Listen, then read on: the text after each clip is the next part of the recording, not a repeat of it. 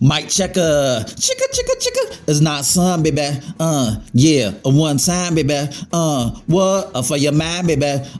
Yeah, we gonna shine, baby. And what we do, we gonna grind, baby. Yeah, what? And this is another episode, sold of Swingers After Dark. And this is your host, not some, baby. Here we go. You know, you gotta be some type of motherfucker to get on my bad side, because it's hard to get me mad. It's hard to get me angry. It's hard to knock me off my square. And if you're that type of motherfucker, then you're more than capable of making me not want to fuck with you anymore. And a person who would make me not want to deal with them anymore is the type of person who will publicly disrespect me for no reason. Now, I'm not talking about the trolls. I am not talking about the miscellaneous haters and the anonymous faces online, on the internet, because people are going to talk shit regardless. I don't care about what strangers got to say about me. You know, it's whatever. Like, people want to talk shit. Like, your biggest fans are your haters online. Because if you really don't care about something, you ignore it. But because they so invested into you, they hate on you and then boost your numbers up, boost your downloads up, your plays, even book sales. So I'm not talking about them. I'm talking about the person who knows me personally, who's familiar with me. I know you, you know me. Shit, we probably met before. And it's like, it's crazy because if you have a problem with me, a dispute to settle, inbox me, DM me, message me, text me, call me, video chat with me so we could get a resolution on the situation. But if you decide to be messy, if you decide to be a drama queen, and when I say drama queen, I'm talking about dudes, because a lot of dudes are bitch made. If you decide to be messy and drag my name through the dirt, you want to drag my name through the dirt for whatever reason, I would never fuck with you, because you made it in your mind. You had it in your mind that you were going to try to publicly humiliate me, to try to embarrass me by putting me on blast. You had no respect for me. So how can I be cool and cordial to somebody who have no respect for me, to the point where they'll throw me under the bus for likes and comments and views? Whenever somebody throw you under the bus, they have no respect for you. None whatsoever. None. If they had respect for you, they will come to you first. They will pull you to the side and have a conversation with you. Because if you have something private against me, then that should be settled behind closed doors. But once things become public, you cannot take that back, because what you said about me is forever out in the universe. And once the horses leave the barn, you cannot corral them back, because they're gone forever. You feel me? So a lot of people may say, well, you know, people are just being emotional. Listen, when you reach a certain age, you should have the proper discernment to put your emotions in check. You feel me? You should be old enough to know what's right and what's wrong, on how to have correct conflict resolution skills. You feel me? And not for nothing, I'm at a point in my life to where I am not responsible for your triggers. I am not responsible for your insecurities. When you reach a certain age in your 30s and 40s, you should have the mental fortitude to know how to handle your triggers instead of exercising your demons. You feel me? It's like people are easily triggered to the point where they'll snap on you, they'll turn on you over something simple. And I have no time for that. I have no time for people who are bipolar, for people who are easily triggered. No, if you're easily triggered, I want no parts of you. You know what I'm saying? Like, if I'm cool with you, whether you're a friend, associate, or somebody I just see on a regular basis, I'm going to pull you to the side and state my beef, my gripe with you. There's been times where I handled my disputes behind closed doors when nobody knew about it. Nobody knew that I had an issue with this particular person. I'm gonna give you a prime example of how I usually handle conflicts. Small conflicts that doesn't need to be put on blast. Now, if you did something despicable, horrendous, and totally off the wall, then you deserve to be put on blast. But if it's just something that could be resolved behind closed doors, why are you making a mountain out of a molehill? So I'm gonna give you a prime example of how I handle a situation behind closed doors, and the situation came full circle. To make a long story short, my homie had passed away, and this dude went in the inbox of his baby's mother, the mother of his son. This dude tried to holler at my homeboy's baby mother. And mind you, my homie had passed away, and he's not even cold in the dirt yet.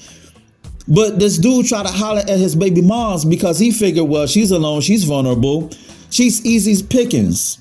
So my homeboy's baby mama hit me up. She inboxed me and was like, yo, do you know this dude? I said, yeah, I know him. I inboxed the dude, and I pretty much said in a respectful way, leave her alone.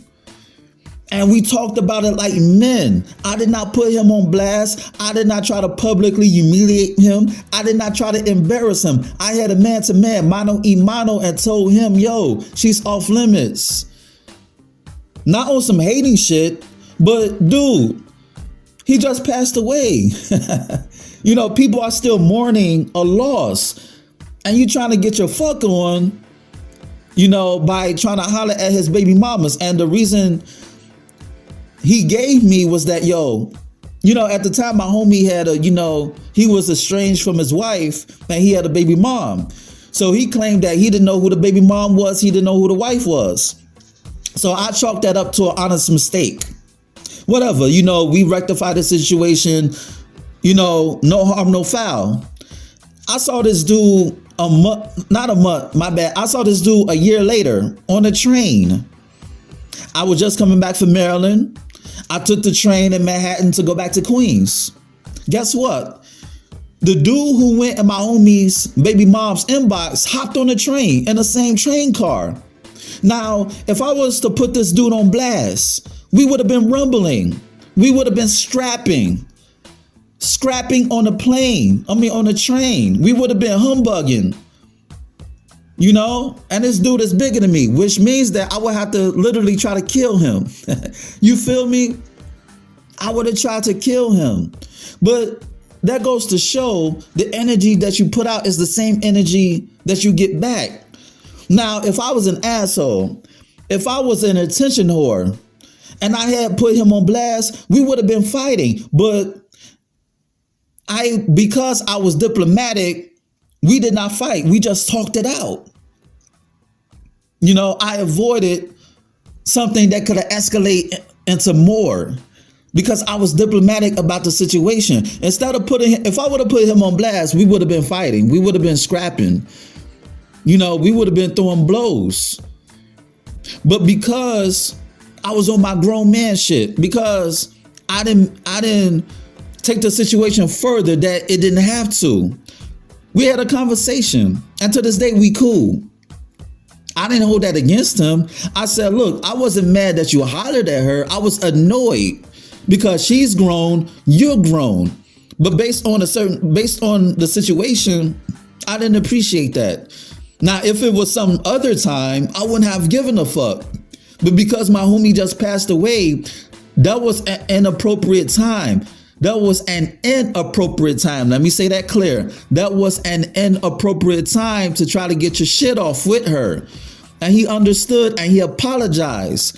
And we handled it like men. We didn't handle it like a bunch of bitches by getting online, putting another man on blast when you could have just inboxed him, DM him, message him, call him, video chatted with him. And attention is a drug.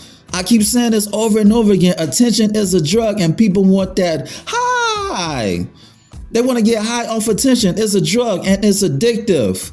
People will throw you under the bus for likes, hearts, wows, laughs. comments, views. They would do anything to get that attention. And people who do things for attention, they have snitch tendencies. And not only I would never fuck with you if you try to publicly humiliate me when you know me, I'm not going to fuck with you because you're snitching. You're dry snitching. Because if I decide to do something to you, then it's going to go back to me. Because everybody know that you have a beef, an issue, a dispute with me. So you're dry snitching. You're bringing light onto a situation that doesn't even need to be lighted on, for the lack of a better term, phrase, word, or whatever the fuck you want to say. You know, if I have an issue with you, I'm going to bring it. And if I know you, I'm going to be diplomatic first. And if you still do the fuck shit, I could actually ignore it. I could either ignore it or I could blast your ass. But 99.99999% of the time, I probably won't give a fuck because it's not that serious to begin with. But we're living in an era where a lot of dudes are fuck boys. They'll do anything for attention, and they're worse than women. Like, dudes nowadays are worse than women when it comes to gossiping, spreading rumors and innuendos and falsehoods. Just because they don't like you and they know you. These are not strangers, are miscellaneous people. And the people who will hurt you the most are the people who are closest to you. And that's why you have to vet your circle. You have to vet your partnerships. You have to vet your friendships. You have to vet your associations. Because just because somebody is in your circle, that doesn't mean that they're in your corner. You feel me? And on that note, this has been another episode of Swingers After Dark, and this is your host, Not Son, baby. Check out my website at www.notsonblaze.com. That's www.nahsunblaze.com. And check out my ebook, You, Me, Us, Them, The Swinger Manifesto. It's on Nook, Kindle, iBooks, Google Play. Go get it. Shoot me an email at swingpodcast@gmail.com. That's swingpodcast@gmail.com. Hit me up with any questions or concerns that you may have. Rate, share, subscribe, and comment on this podcast. Dig. And on that note, until next time, peace. You know.